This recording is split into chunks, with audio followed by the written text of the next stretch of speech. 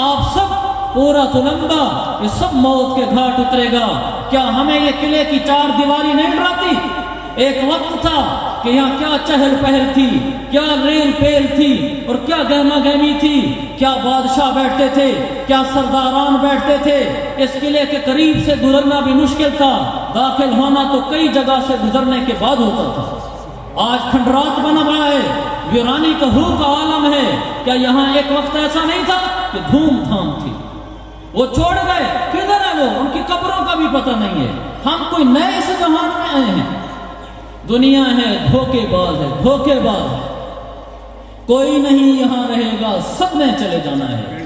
ہارون رشید کے انتقال کا وقت آیا تو اس کو نظر آئی موت قریب ہے، خود کفن منگوائے. کفن دیکھا تو کہنے لگے ما اغنا عنی مالیہ ہلک عنی سلطانیہ. آج میرا مال میرے ہاتھوں گیا اور میرے کچھ کام نہ آیا.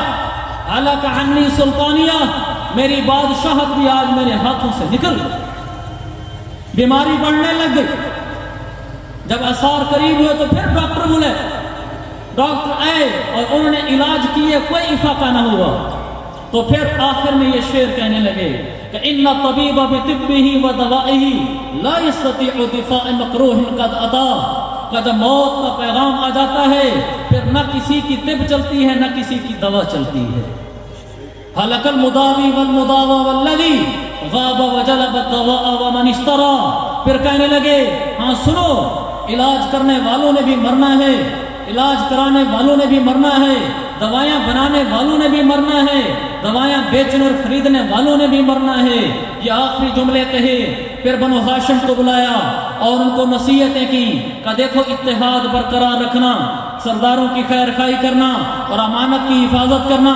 3 وصیتیں کرنے کے بعد اپنے بیٹے امین اور مامون کے بارے میں کہا ان میں سے اگر کوئی آدمی یعنی کوئی ایک بیٹا دوسرے بیٹے پر سرکشی کرنے لگے تو اس کو اپنا خلیفہ امیر المومنین نہ ماننا، اس کی بیعت توڑ دینا. پھر فرمانے لگے یہاں نہ کوئی رہا ہے نہ کوئی رہے گا. اور پھر چند ہی لمحے بعد روح پرواز کر گئے. میرے عزیز بھائیو، بادشاہ تک چلے گئے. ہم کون ہیں؟ کس نے یہاں رہ کر دیکھا ہے؟ اللہ کے نبی علیہ الصلوۃ والسلام جن کے لیے کائنات کو وجود ملا. لو كانت الدنيا تبقى لأحد لكان رسول الله أحق بالبقاء.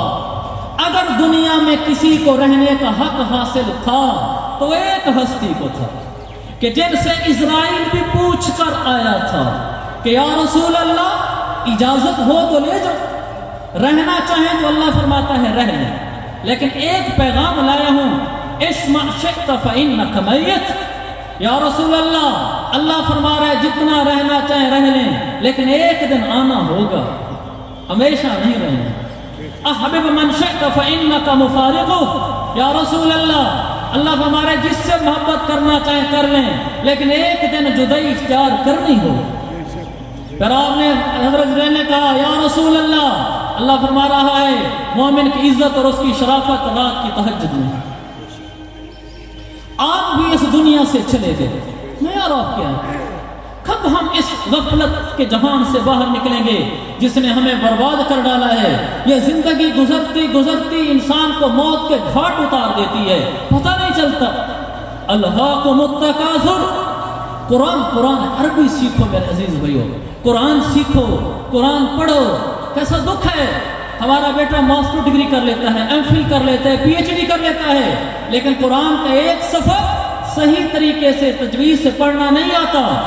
یہ اس بیٹے کا قصور نہیں، یہ اس باپ کا قصور ہے جس نے اپنے بیٹے کو ABC تو سکھائی، ایبو کوڈو تو سکھائے، اس کو کئی قسم کے تلفظ انگریزی یونیورسٹی میں داخلے تو کرائے، مگر اس کو قرآن کو تجوید سے پڑھنا نہ سکھایا. یہ اس باپ کا قصور ہے. بیٹی میری ماسٹر ڈگری کر سکتی ہے لیکن میری بیٹی قرآن پڑھنا نہیں جانتی، میری بیٹی حدیث سے واقف نہیں، شرعی مسائل پاکی ناپاکی سے واقف نہیں. پیچھے یہ باپ قصوروار ہے. ہم نے اپنی نسلوں کو ضائع کیا ہے، ہم نے اپنی نسلوں کو ذبح کیا ہے، ہم نے ان کو قرآن سے دور رکھا، خود بھی قرآن سے دور رہے. اخبار پڑھ ڈالتے ہیں، سوشل میڈیا پہ بیٹھتے ہیں تو رات کو بستر پہ لیٹے موبائل کی پھٹی پہ گھنٹہ انگلی چلتی رہتی ہے. یہی انگلی قرآن کا ایک صفحہ بھی الٹنے کی طاقت نہیں رکھتی جو 1 گھنٹہ فیس بک پہ یوٹیوب پہ چلتی ہے. کہاں چلے گئے ہم؟ قرآن کے علاوہ یہ چیزیں ہمیں بچائیں گی؟ قرآن پڑھو میرے عزیز بھائیو، قرآن ایک وقت نکالو یومیہ کہ یہ میرے 15 منٹ تلاوت کے ہیں، بس میں کچھ نہیں جانتا، یہ میرے 15 منٹ تلاوت کے ہیں۔ بھلا دکان میں جا کر جی دکان میں شروع میں آتے یہ کام کروں گا، دفتر میں فلاں ٹائم فارغ ہوتا ہوں، گھر میں فلاں ٹائم فارغ ہوتا ہوں، یہ میرا نظام الاوقات ہے کہ یہ 15 منٹ میرے اللہ کے کلام قرآن کے لیے ہیں۔ میں موبائل کو گھنٹے دے سکتا ہوں، اللہ کے کلام کو 15 منٹ نہیں دے سکتا۔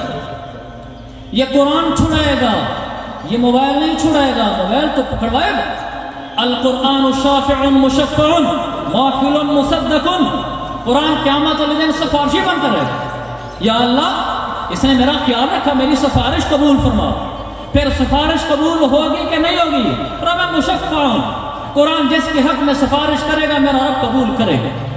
واحل مصدق، قرآن جس کے حق میں مدعی بن کر آ جائے گا کہ یا اللہ اس کو پار کر، وہ پار ہوگا۔ جس کے بارے میں مدعی بن کر آئے گا کہ اس کو برباد کر، وہ برباد ہوگا۔ قرآن سے رشتہ جوڑے، یہ بچائے گا۔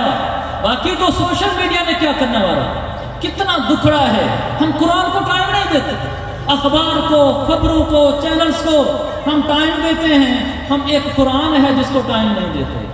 روزانہ 15 منٹ تلاوت میرے عزیز بھائیو، روزانہ سرکار دو عالم صلی اللہ علیہ وسلم پر 3 تسبیح درود شریف ہو، چھوٹا درود شریف پڑھ لیں صلی اللہ علیہ وسلم۔ یہ اگر یہ درود شریف اگر آپ تھوڑا سا بھی پڑھنے ثواب لے جائیں گے، لیکن اس کو جتنا بڑھاتے چلے جائیں گے اجر بڑھتا چلا جائے گا۔ صلی اللہ علیہ سیدنا محمد وعلی آلہ وصحبہ، جتنا آپ اس کو بڑھائیں گے آپ اجر پاتے جائیں گے۔ لیکن اگر آپ سست نکلے ہیں تو چھوٹا ہی پڑھ لیں، لیکن سرکار کا درود تو زبان سے نکلے۔ اس لیے میرے عزیز بھائیو، درود ہو، درود روزانہ، استغفار ہو، ایک تسبیح استغفار کی، ایک تسبیح درود کی، ایک تسبیح تیسرے کلمے کی، 15 منٹ کی تلاوت، فرض نماز کا اہتمام، یہ روزانہ کا ہو رہا ہو، پھر بیڑے پار ہیں۔ ورنہ ایسے ہی مر گئے تو کچھ نہ مر، سالیاں ضائع کیے بیٹھے، گزر گیا۔ بوڑھوں سے پوچھو جوانیاں نکل گئی، یہ کہتے ہوں گے کاش جوانی لوٹ آتی۔ بیمار سے پوچھو کہتے صحت لوٹ آتی۔ جب مرنے والا میت ہوتی ہے اس سے پوچھو کہتے زندگی لوٹ آتی۔ اور ہم ایسی غفلت میں نہیں، نبڑ گیا زمانہ، نہ بدلیو پھر آشے و غافلانہ۔ جوانی دا ناز نخرا، جوانی نبڑ گئی، جوانی غلط زندگانی نبڑ گئی، وہ ایک خواب شیریں کہانی نبڑ گئی حیاتی اجڑ گیا خزانہ۔ اتھا پل دی پچھ گچھ اتھا سال گل گئے، نہ سوچ بھرا دی جوانی دا ڈھل گئے۔ او بدبخت جو بے عمل بے سمل گئے، پکر سی نہ اتھ اما بابا بھرانا۔ اتھا نفسی دا حسن پکارا، عمل دیا خزاواں عمل دیا بہاراں، نہ اتھ اپنے نہ اتھ یار یاراں، عمل دے سوا اتھ بیا آسرانا۔ شاہن دے سر تے نہ اتھ تاج ہو سی، نہ جھنڈا نہ دھم دھم نہ راج ہو سی، خدا دے غضب دی فقط گاج ہو سی۔ او حاضر عدالت وچ مجرمانہ، نہ رنگی محل اتھ نہ گھوڑے تے جوڑے، تم بیندے قبر وچ پہ کیڑے مکوڑے۔ اتھا کوئی نہ حامی جو ہٹ کے تے ہوڑے، چراغ عمل بن اتھا سو جلانا۔ اجل سر تے کڑ کے تیرا دل نہ دھڑ کے، اچے گاٹے آلے بنا دے ہن مڑ کے، نہ دے دے قبر کو جو مغرور کھڑ کے، او قیدی قبر دے قبر قید خانہ۔ تو آج کل دے مومن دا کیا حال پوچھ دے، گناہیں دے وچ تھی گئے پامال پوچھ دے، میں کیا آکھاں تو اندی کیا چال پوچھ دے، کہ کلمہ زبان تے عمل کافرانہ۔ میرے مدنی آقا دی امت صلا کر، تو سرکار مدنی تو کچھ تحیا کر، نکل ون گناہیں تو دامن بچا کر، میرے سائیں کو قیامت دے اندر لے جانا۔ وڈی رب دی ہستی وڈی بارگاہے، وکیلیں اپیلیں دی کوئی اتھ نہ جاہے، نہ لوگ چھپ دی اتھے نہ دھرک بھج دی جاہے، دعا منگ فخر شالا پکڑی خدا نہ۔ میرے عزیز بھائیو، وہ بڑی اونچی بارگاہ ہے، یہ وکیلیں اپیلیں یہاں چلتی ہیں، یہ پیسہ تعلقات اثر و رسوخ یہاں چلتے ہیں، وہاں کچھ نہیں چلتا، عمل کا سکہ چلتا ہے۔ سب امیر و غریب اتر جاتے ہیں موت کے گھاٹ میں، قبر کے گڑھے میں اتر جاتے ہیں، کوئی یہاں نہیں رہتا۔ امیری غریبی میں ہی ہے معیار زندگی، تقوی اور گناہ یہ اصل ہے کہ تو متقی تھا یا گناہگار تھا، یہ نہیں کہ امیر تھا کہ غریب تھا، گھر بڑا تھا کہ چھوٹا تھا، گاڑی تھی موٹر سائیکل تھی۔ ہماری عقلوں کو پتہ نہیں کیا ہوا، ہم پیسے والے کی عزت کرتے ہیں، تقوی والے کی نہیں کرتے۔ ہم مولوی کو ملا سمجھتے ہیں اور مولوی کی عزت اس پر کرتے ہیں کہ اس کے پاس سواری اچھی ہے، موبائل اچھا ہے، گھڑی اچھی ہے، کپڑے اچھے ہیں، گھر اچھا ہے، نام اچھا ہے۔ مولوی کی عزت اس بنیاد پہ کرتے ہیں۔ یہ مولوی کی عزت نہ، یہ تو دنیا کی عزت ہے۔ وہ حافظ قاری جو امن کا متقی ہے، شریعت کا پابند ہے لیکن غریب ہے، اس کو مولوی سمجھتے ہیں۔ جو معاشرہ ٹھاٹ باٹ کے ساتھ آتا ہے اس کو سلام کرتے ہیں۔ یہ کیسا معیار زندگی ہے؟ جس کے پاس پیسہ ہو بھلا پرلے درجے کا بے نمازی ہے، وہ ہمارا سر ہے، سلیوٹ ہے۔ جو ایک نمبر